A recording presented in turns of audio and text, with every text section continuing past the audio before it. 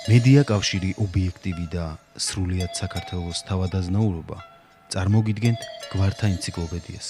ყოლბაიები ჭიათურიდან დაახლოებით 16 კილომეტრში, ხოლო სოფელი სვერიდან დაახლოებით 2 კილომეტრში საკმაოდ დიდი კლდეა. ამ კლდეს კოტიას კლდეს ეძახიან. კლდეში კი გამოქვაბულია, რომელსაც კოტიას მღვიმეს უწოდებენ. 2005 წელს სწორედ ამ გამოქვაბულში სოფელ სვერის მაცხოვრებელმა ვინმე კოტე ცუცქირიძემ აღმოაჩინა ადამიანის ჩონჩხი. ისრაელის ვეიცმანის ინსტიტუტში რადიოკარბონული მეთოდით დადგინდა, რომ კოტიას კლდის მღვიმეში აღმოჩენილი ჩონჩხი მამაკაცისაა და რომ ეს მამაკაცი დაახლოებით 9700 წლის წინ ცხოვრობდა. ირლანდიასა და ინგლისში, დუბლინისა და კემბრიჯის ლაბორატორიებმა ჩაატარეს გენეტიკური კვლევა და გამოკვეთეს ამ ჩონჩხის დნმ კოდი J2Y12369. მინდა შეგახსენოთ, რომ საქართველოს სხვადასხვა კუთხეებში აღმოჩენილია არაერთი უძველესი სამარხი. ამ სამარხებში ნაპოვნი ძვლების გენეტიკურმა ანალიზმა ცხადყო, რომ 9700 წლის წინ ცხოვრები მამაკაცის შთამომავლები საკმაოდ გამრავლებულა და დაახლოებით 5500 წლის წინ ისინი უკვე ცხოვრობდნენ აფხაზეთშიც, იმერეთშიც, აჭარაშიც, ლაზეთშიც, ქართლშიც, კახეთშიც, ოსეთშიც, ინგუშეთშიც და ჩეჩნეთშიც. დღეს აი ამ 9700 წლის წინ ცხოვრებ მამაკაც უამრავი შთამომავალი ყავს.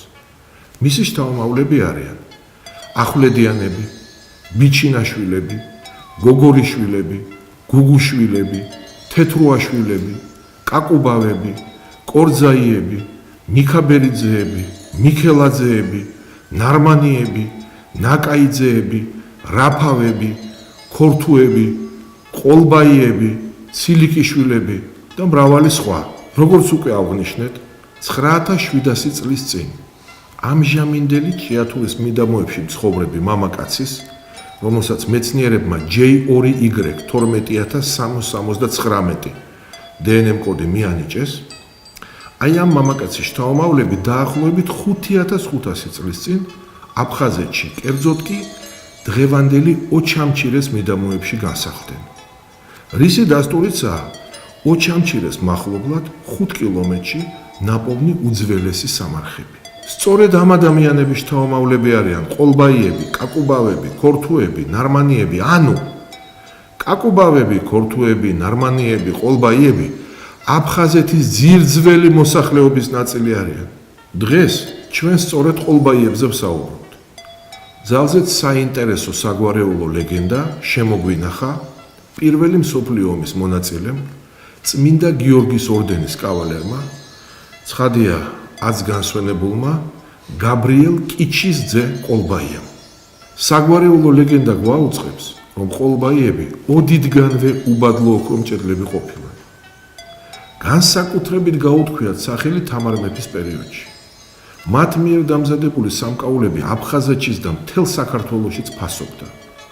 როცა ამ სამკაულების სანახავად აღმოსავლეთ საქართველოდან ჩამოდიოდნენ, ხშირად კითხულობდნენ ყოლბაღის ოსტატებს. ამიტომაც ხალხმა მათ ყოლბაღიები შეარქვა. ყოლბაღი ძვირფას სამაჯურს ნიშნავს. დროთა განმავლობაში ყოლბაღია ყოლბაიად გარდაიქმნა და დღემდე სწორედ ამ ფორმით მოაღწია.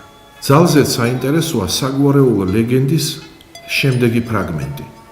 მე-16 საუკუნეში აფხაზეთის მთავრებმა შერვაშიძეებმა გადმოასახლეს ყოლბაიები ოჩამჩირედან ბზიფის ხეობაში. რატომ? იმიტომ რომ ტერიტორია მდინარე გუმისთიდან ბზიფის ხეობამდე უშუალოდ მთავარ შერვაშიძეებს ეკუთვნოდა და მათ სურდათ, რომ სახელგანთქმული ოქრომჭედლები ყოლბაიები მათთან უფრო ახლოს ყოფილიყვნენ.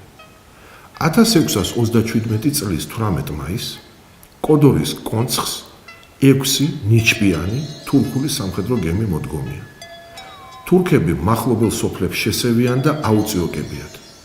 მათ დრანდის მონასტერის დაურბევიათ და საუბედუროდ დრანდის ეპისკოპოსის შეპყრობა გატაცებაც მოუხერხებიათ.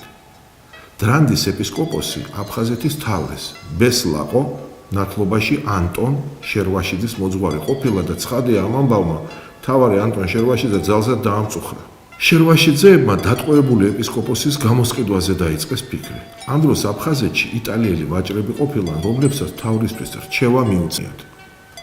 თურქეთის სულთნის მურად მეოთხის მეუღლეს, აიშეს, დიდი გავლენა ჰქონია ქმარზე. ამიტომ მან სულთანს 12 შვილი გაუჩინა. აიშეს ძვირფასი სამკაულები ხვარებია და ძალზედ მოხიბლულა შვედეთის დედოფლის ქრისტინეს ოქროს სამაჯურით. იტალიელმა ვაჭრებმა მთავარ შერვაშიძეს შვედეთის დედოფლის ქრისტინეს სამაჯური აღუწერეს და ურჩიეს მსგავსი სამაჯური საჩუქრად მიერთვია აიშესთვის და დრანდის ეპისკოპოსის განთავისუფლების თხოვნაც თან დაეყოლებინა. მთავარმა ანტონ შერვაშიძემ ოქრომჭედელ ვახთა ყოლბაიას მოუხმო და სამაჯურის დამზადება დაავალა. 4 თვის თავზე ვახთა ყოლბაიას განუმეორებელი სილამაზის სამაჯური დაუმზადებია. როცა სამაჯური აიშეს მიართვეს, მან აღფრთოვანება ვერ დამალა. ტიხრულ მინანქარში თვალ მარგალიტით მორთული სამაჯური. ამას ისეთი შთაბეჭდილება მოუხდენია აიშეზე, რომ მისი შუამდგომლობით დრანდის ეპისკოპოსი უმალ გაანთავისუფლეს და აფხაზეთში დააბრუნეს. ამჟამად ყოლბაიები ცხოვრობენ უმეტესად ოჩამჩირეში, გუდაუთაში, ტყვარჩელსა და გალში, ასევე ზუგდიდში, რუსთავსა და თბილისში. ღმერთმა უმრავლოს ყოლბაიები საქართველოს. არ არის ქართული გვარი, რომელსაც სისხლი არ დაუღრია საქართველოსთვის. ყოველი თქვენგანი უნდა ამაყობდეს წინაპრებით და იცნობდეს საკუთარი გვარის ისტორიას.